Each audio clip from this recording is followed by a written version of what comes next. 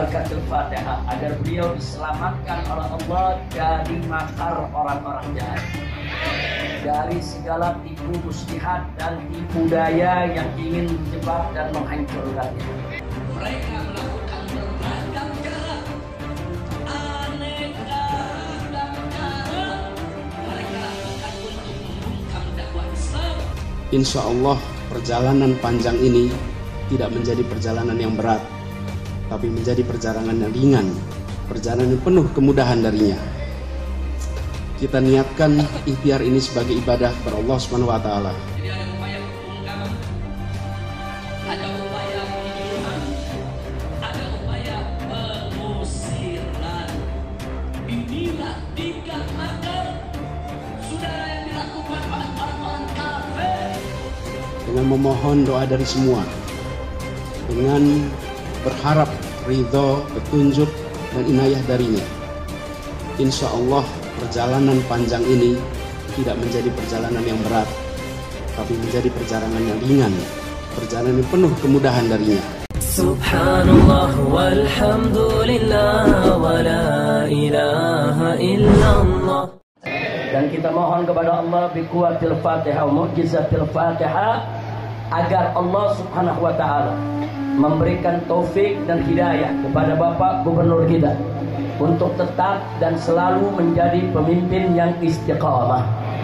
Kita mohon kepada Allah Subhanahu wa Ta'ala agar kita semua ke depan di Republik Indonesia yang kita cintai ini diberikan oleh Allah Subhanahu wa Ta'ala pemimpin yang jujur dan amanah, pemimpin yang adil, pemimpin yang berani menegakkan hukum tanpa diskriminasi, pemimpin yang berani mengatakan yang benar itu benar, yang salah itu salah, pemimpin yang bersih dari korupsi, dari kolusi, dari nepotisme.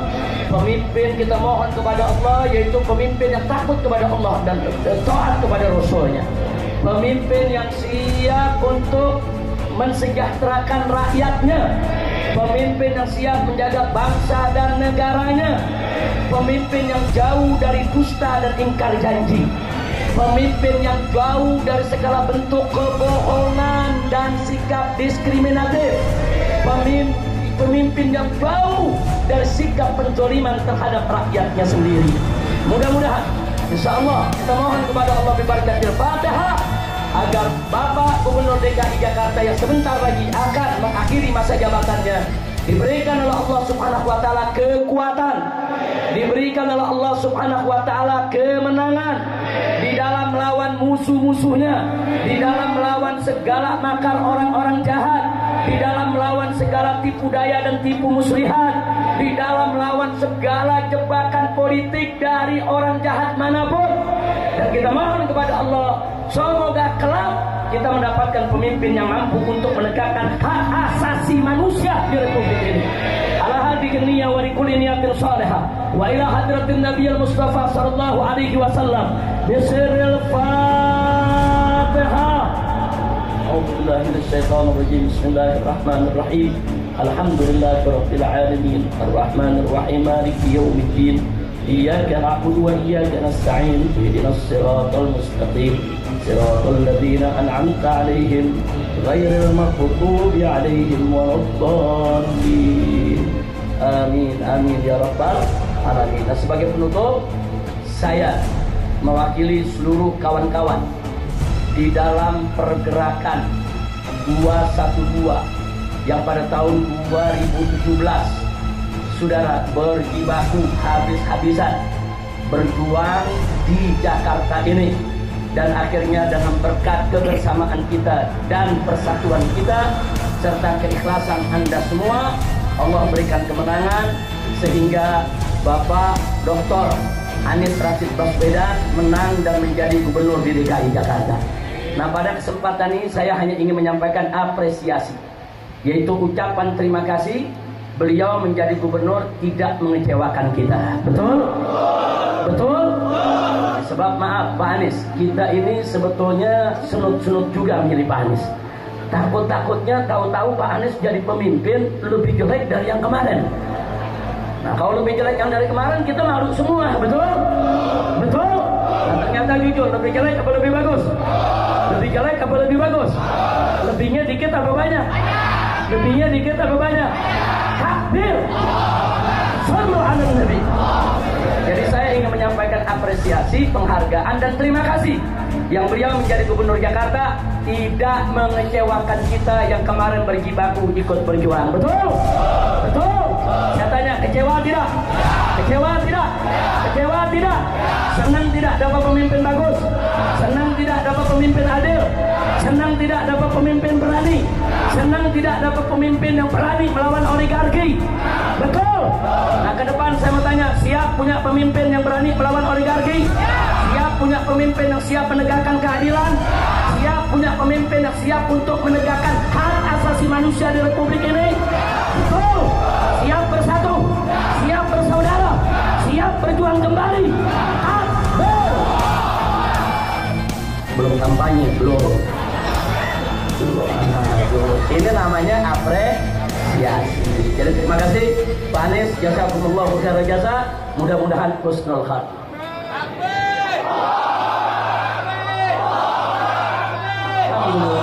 Takbir! Takbir! Takbir! Shallu ala Nabi. Ini mau ditinggal Pak Anies di Jakarta, sedih gak? Sedih gak? Ntar jangan-jangan begitu nggak jadi gubernur pajak naik lagi. Kacau banget kalau pajak naik lagi. Nah, tapi mudah-mudahan Allah berikan solusi yang terbaik. Mudah-mudahan untuk kita semua, amin. Ya Rabbal Alamin. Maka itu semua saya tanya, tetap siap satu komando? Siap satu komando? Takbir! Shallu ala Nabi. Ada upaya pembunuhan, ada upaya pengusiran. Inilah 3 makar saudara yang dilakukan oleh orang-orang kafir untuk membungkam dakwah Nabi kita Sayyiduna Muhammad sallallahu alaihi wasallam. Untuk lebih jelasnya, mari kita buka sejarah yang barusan sudah kita baca dalam kitab-kitab Rawih. Kalau kita baca kitab Rawih Maulid, apakah kita baca Maulid Azab, Sarful Anam, Bangsa Inji, atau kita baca Sintul Turor, atau kita baca maulid-maulid yang lainnya, isinya tidak lain dan tidak bukan adalah tentang perjalanan hidup Nabi Muhammad sallallahu alaihi wasallam. Mari kita mulai, bagaimana sih sebetulnya cara orang kafir itu membungkam dakwah Nabi? Mereka melakukan beragam cara, aneka ragam cara mereka lakukan untuk membungkam dakwah Islam yang dilakukan oleh Nabi Muhammad sallallahu alaihi wasallam.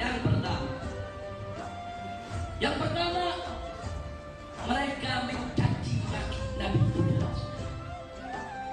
Setiap hari, setiap saat, di mana Nabi jumpa dengan orang-orang kafir Quraisy, di jalan, di pasar, depan Ka'bah, di mana tempat kita punya Nabi dicaci maki, dihina, diterjang, saudara. Bahkan istri Abu Lahab itu adalah paman Nabi, saudara.